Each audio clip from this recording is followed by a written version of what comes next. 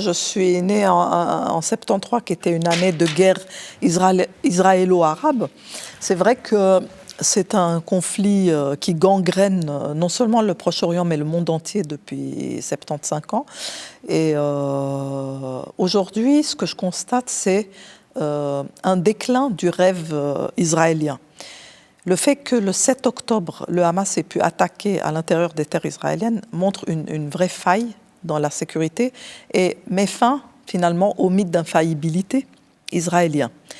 Depuis des années, je constate ici que l'argent des familles, des grandes familles ici qui ont toujours financé le pays, Israël, ont toujours contribué des fonds, il s'est beaucoup dirigé vers la Californie, vers les startups, vers le Nasdaq, parce qu'il y avait énormément d'argent à faire là ces dernières années. Ça a été la folie, une vraie folie. Il y a eu énormément d'enrichissement là.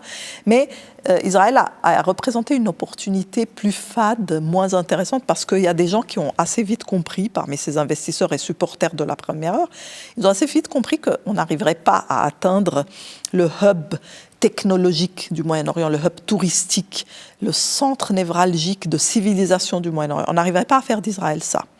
Donc, ils ont un peu délaissé ce rêve, ils ont orienté un peu leur fortune ailleurs. Et moi, je pense que ce capitalisme juif n'a pas eu envie d'énormément soutenir. C'est des gens qui sont libres de mettre leur argent où ils veulent. Et la mobilisation, c'est peut-être un peu émoussé parce qu'aussi, c'est vrai que c'est une situation inextricable. Il y a 400 millions de Moyen-Orientaux autour.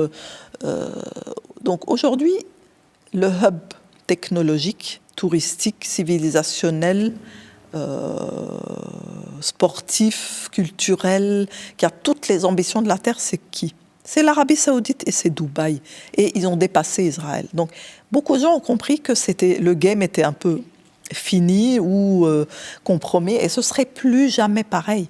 Et aujourd'hui, je serais une famille juive, israélite, j'aurais pas envie d'aller m'exposer à des attentats là-bas, honnêtement, après ce que j'ai vu. Donc quelque chose a pris fin.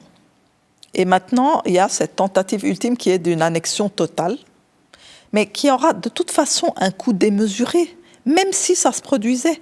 Et je connais ici des gens de la communauté juive qui sont totalement opposés à ça pour des raisons, pour l'intérêt de cette communauté, pour l'image d'Israël, pour la paix d'Israël, pour le succès futur et la prospérité d'Israël, et voient à quel point on s'éloigne de ça avec cette guerre. Donc, du point de vue de beaucoup de personnalités ici, oui, parce que ça n'est plus le même soutien. C'est ça, parce que l'image d'Israël, finalement, on prend un coup. Ah oui, ça part en vrille, disons. Le projet part en vrille. On sait qu'il ne va pas se réaliser tel qu'il a été rêvé et imaginé. On sait que le coût est exorbitant. On sait qu'il y a des puissances montantes tout autour. On sait qu'il y a la Turquie, l'Arabie Saoudite, le Golfe en général.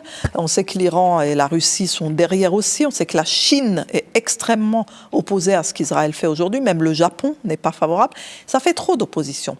Aujourd'hui, Israël et en général l'Occident se retrouvent un peu minorisés finalement sur la scène mondiale. Et ça, c'est les choses qu'on ne voit pas suffisamment dans nos médias. C'est ce que nous, médias, devrions vraiment expliquer. On devrait expliquer le véritable rapport de force. On arrête d'entretenir des rêves, des illusions. On explique qu'on est vraiment en déclin et qu'autour de nous, il y a des forces et que tout est rapport de force en géopolitique. Il ne faut pas rêver, il faut devenir un peu rationnel. Ces idéologies suprématistes, impérialistes, ont fait leur temps. Elles ont maintenant un coût démesuré, surtout pour le citoyen européen. Parce que qui paye aujourd'hui la guerre en Ukraine? Par l'hyperinflation qu'on paye de notre poche sur les coûts de l'énergie et les coûts de toutes les denrées. C'est nous.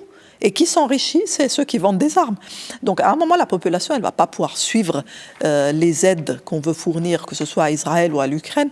La population européenne, elle ne va pas pouvoir suivre, et la population américaine non plus. Parce qu'il y a toute une jeune génération juive de gauche aux États-Unis qui est opposée à cette façon de voir les choses.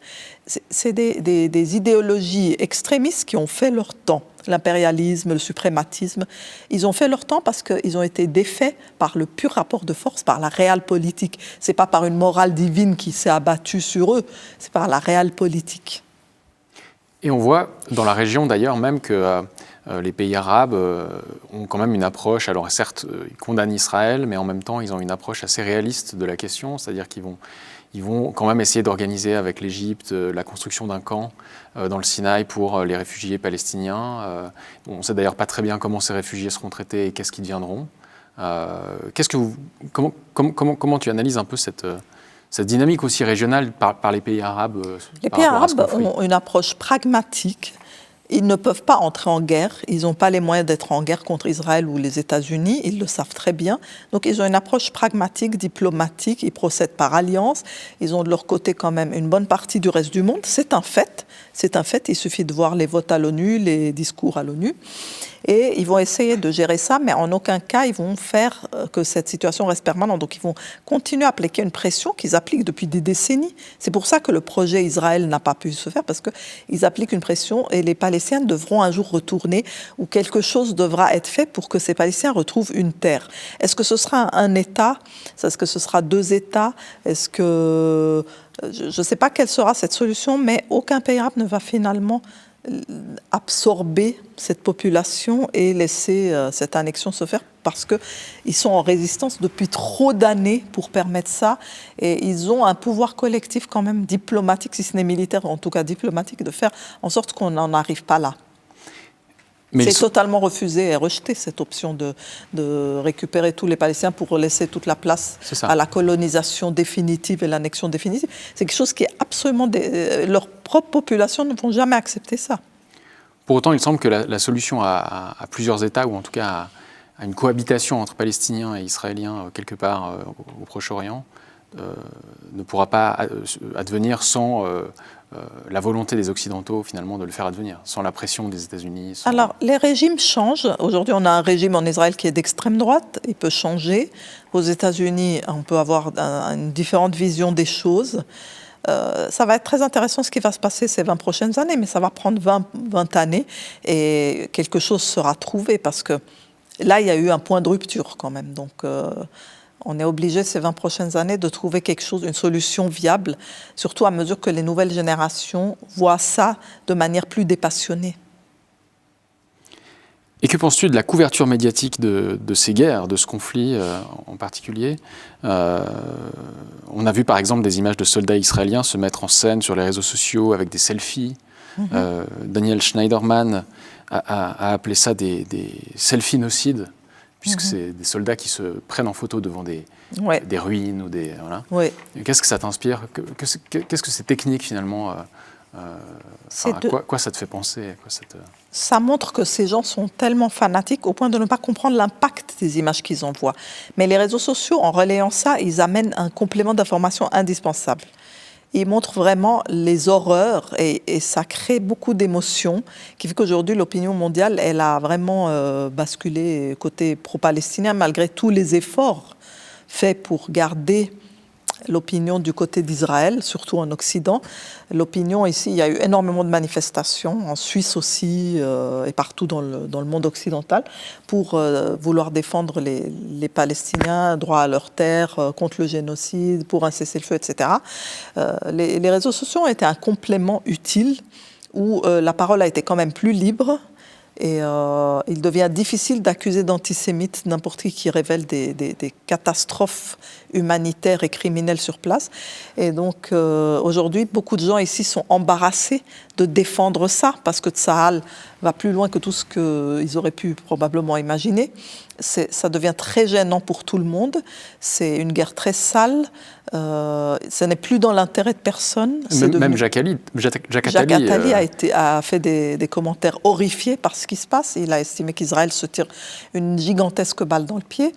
Donc ça n'est plus vraiment dans l'intérêt de personne. Il n'y a personne qui gagne dans cette affaire, même personne gagne de l'argent, même je pense. Et de nouveau, la couverture médiatique ici, dans les médias mainstream, par contre, elle était très prudente, beaucoup trop prudente pour l'occasion, parce qu'on n'a pas envie de s'emballer. On s'emballe volontiers pour l'Ukraine, mais on ne s'emballe pas pour les Palestiniens. On montre trop qu'on est proche finalement des positions gouvernementales. Quelles sont les positions gouvernementales? C'est qu'on est pro-Ukraine et pro-Israël. Donc les médias sont pro-Ukraine, pro-Israël. C'est évidemment insuffisant. Parce que ce n'est pas la sensibilité de l'entier du public. On reflète une vue trop étroite par rapport à ce que le public demande. On donne très peu la parole à des Palestiniens. En France, apparemment, ça a été quelques minutes sur des chaînes publiques. Ça s'est sorti dans le monde diplomatique aussi. La disproportion est évidente. Mais ça fait de nouveau qu'à chacune de ces crises, comme l'Ukraine, le Covid et puis Gaza, les gens se reportent encore un peu plus sur les réseaux sociaux. Et ça, c'est très négatif. On ne peut pas défendre ça. Si on est un média raisonnable aujourd'hui, on ne peut pas défendre ça. On doit se dire qu'il faut offrir la parole à tous les belligérants dans tous les conflits et pas uniquement adopter la position gouvernementale, surtout pendant les crises et surtout pendant les guerres. Mais c'est là où on a le plus envie de se ranger dans la conformité avec les autorités et là on a envie de faire de l'officialisme, comme ça on est sûr qu'on n'embête pas et qu'on... Mais le coût est énorme, c'est qu'on perd beaucoup de spectateurs et d'audience parce qu'on on commet finalement un acte contre le journalisme qui est de représenter un très très large spectre d'opinions, de points de vue, de sensibilité. Et c'est pour ça qu'on existe en fait. Alors c'est là qu'il ne faut pas oublier notre mission.